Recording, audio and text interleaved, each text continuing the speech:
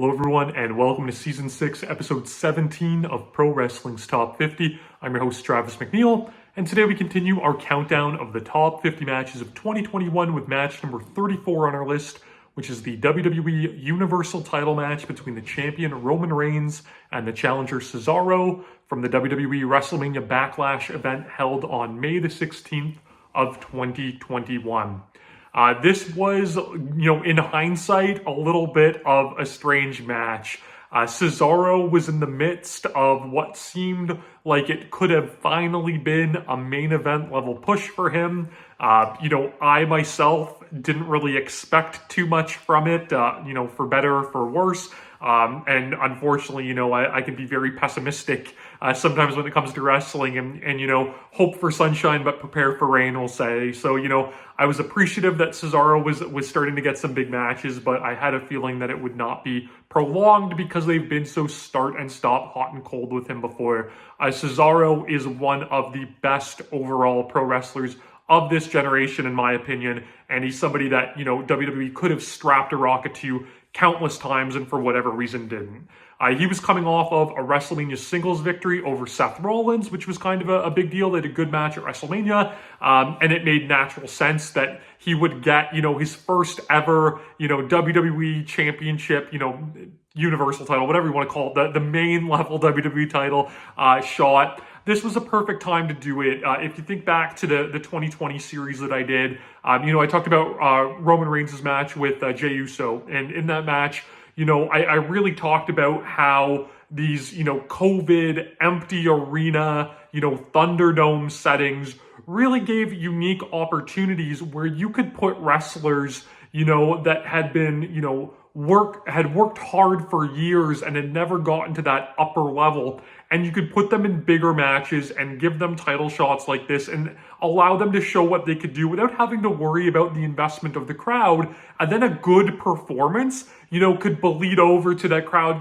possibly becoming more interested or more behind that wrestler. And, that's what we got here. Selfishly, that I wish this match could have had, a great hot crowd that really got behind Cesaro, running this in a little bit more of a smart town, we'll say like a Chicago or a Philly, really could have worked it in that regard. But I'll take what I can get with this match. The build up for this, so like I said, they were starting to push Cesaro as, being this guy on the cusp of a main event, spot. And the narrative they were really trying to push is that he's worked hard for so many years and has never gotten that opportunity, and he finally is. And they tied, Daniel Bryan into this a little bit as well. Roman Reigns had just sent Daniel Bryan packing, defeating him in a title versus career match, which was great. A really narrow miss on this top 50 list for this year. Ultimately, we would know, Daniel Bryan would become Bryan Danielson once again and end up in AEW. I've got my Blackpool Combat Club sweater on, for this video. A big fan of him. But they kind of did that, him and Cesaro had this friendship, this mutual respect. When Roman Reigns, laid the beat down on Daniel Bryan following that match to send him packing, it was Cesaro that came out for the save, and that kind of set up this match that we would end up getting here at the Backlash pay-per-view, retitled WrestleMania Backlash, which I think is silly, but whatever. This match, though, is so excellent, and what I love about it is something that I've heard others criticize, and they talk about how this match never really had a true feeling that Cesaro could win. And while I don't necessarily disagree with that, I don't think that's, a bad thing per se, because I think when you run matches, especially matches like this where going into it, Cesaro isn't going to win the title. You don't have the benefit of a hot crowd that can really get you some buzz off of these great near falls. Instead, what you can do is you can have a match that elevates the performer, and maybe they don't seem like they could win per se, but you leave enough ammunition in the tank that, you think under different circumstances they could win that match. And naturally, this should have led to a rematch, further down the road where either Cesaro got the win or, got those near falls that he didn't really get here. And, unfortunately, it's not something that we've ever gotten. Cesaro is no longer in the WWE. I selfishly hope he ends up in AEW so I can see him on my television screen once again, but we will see what happens. But the work in this match is so great, and they do such a good job in showing the contrast between these two wrestlers. And in that, Reigns versus Uso video, I really talked about how, they lean into the character work from Roman Reigns with, all of this trash talk and the mugging for the camera. And again, I love all of that in this no crowd setting because your match can feel lifeless and heatless without the crowd there. But by doing something else to get me invested, all of this, mouthing off and shit talking, for lack of a better term, that is captivating to me, and that makes me forget that there's not a crowd there. So brilliant strategy. And the nice thing is too, by having Reigns taking this slower, more methodical pace, it really makes all of Cesaro's offense seem so much more explosive and make him seem that much more impressive, elevating him just like this match should have done. So it's a great contrast. This match is super physical. I love that they leave meat on the bones for a rematch that we would never get. I love that this match barely has any near falls.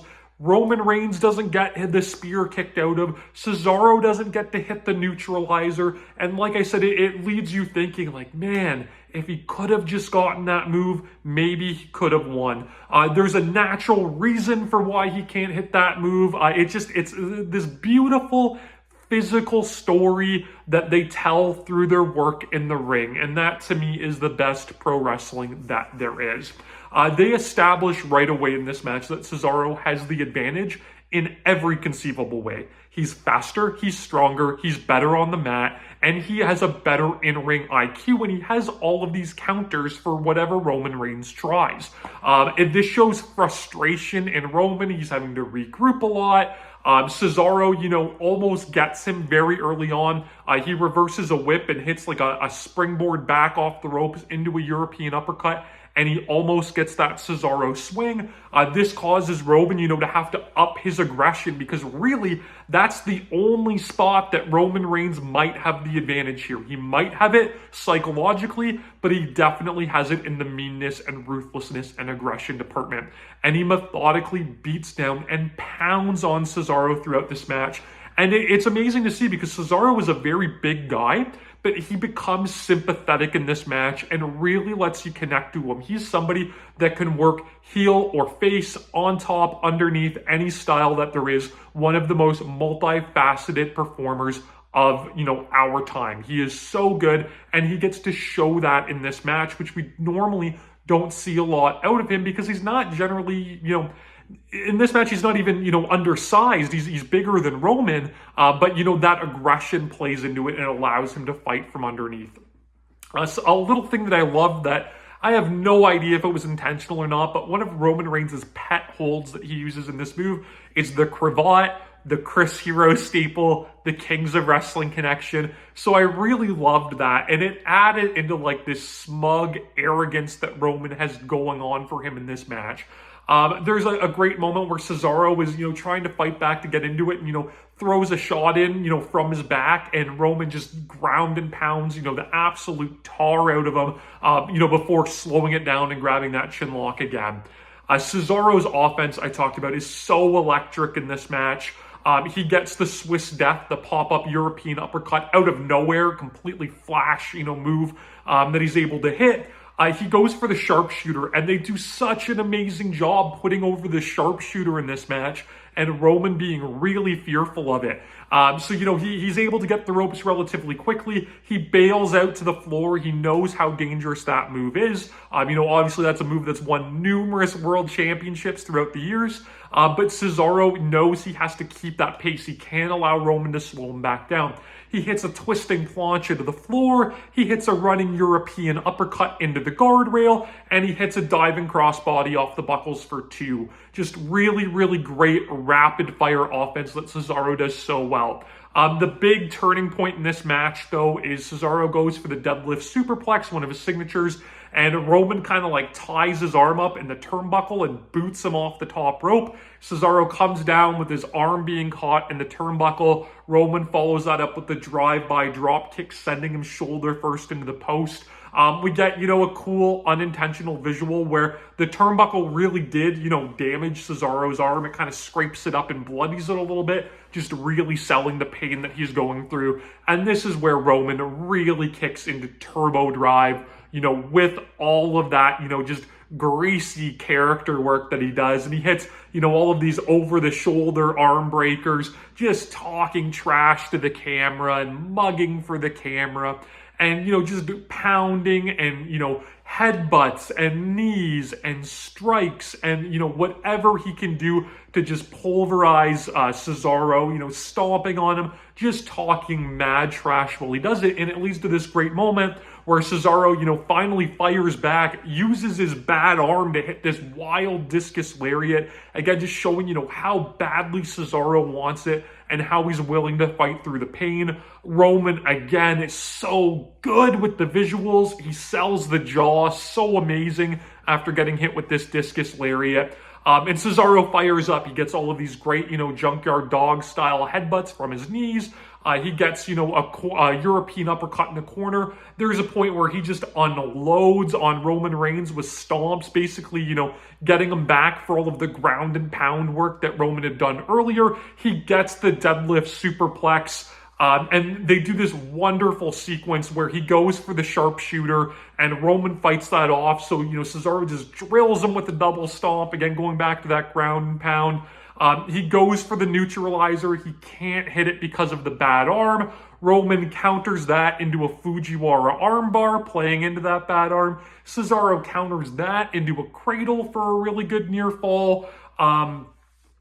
Goes for the springboard European uppercut that, was the what started his offensive run, earlier in the match, but Roman blasts him in mid-move with the Superman punch. It was all so good, so well-timed, just great, sequence work by two absolute professionals. Roman goes for the spear. Like I said, we don't get a bunch of kickouts in this match or false finishes off the finishers. So he goes for the spear and, Cesaro catches him with the European uppercut. He can't get Swiss Death again because of the bad arm. Roman grabs a guillotine choke, which he had been using to win countless matches around this time. Cesaro having the strength advantage, he slams him out of it. Goes back for the sharpshooter. Roman, again being a sleazeball, goes for the eyes. Cesaro doesn't let him do it. It goes to Roman's eyes, which I loved, showing Cesaro trying to meet him for the aggression and the ruthlessness because he knows that that's what Roman has the advantage in and he has to match it if he wants to win this match and the title. Cesaro just peppers him with all of these great, diving forearms to, with the ground and pound.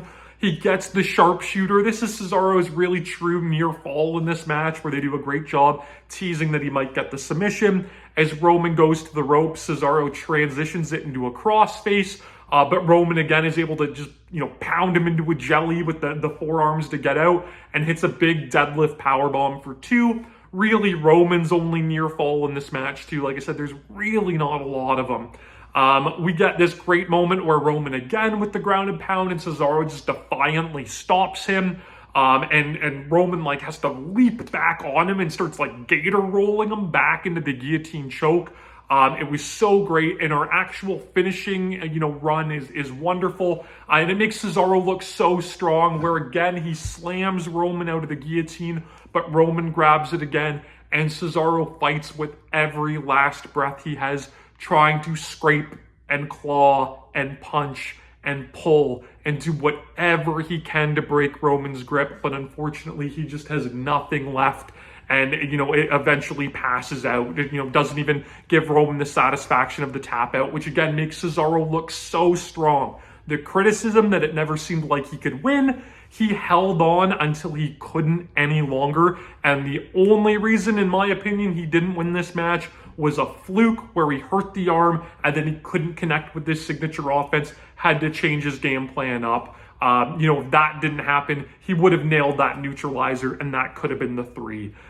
This match, it's physical, it's brutal, it's got great character work. Both of these guys come out looking great. It runs almost a half hour, no shenanigans, no nonsense, no interference, pure physical wrestling that we do not see anywhere near enough out of the WWE, and it shows how good it can be for fans of true pro wrestling matches. I love this match. It is one of the absolute best WWE matches of the year, one of the best title matches that they've had in recent memory, a great feather in the cap for Cesaro to, eventually make his exit to and show, that he's capable of competing in such a high level in a high level main event like this. Just another, notch in the belt of the elongated title reign of Roman Reigns. And again, just showing that this is somebody, that maybe, I know he's got a fan base. I know he's over, he's one of the most over guys in the company, but it shows that, maybe he's better than he gets a lot of credit for from an actual in-ring standpoint as well.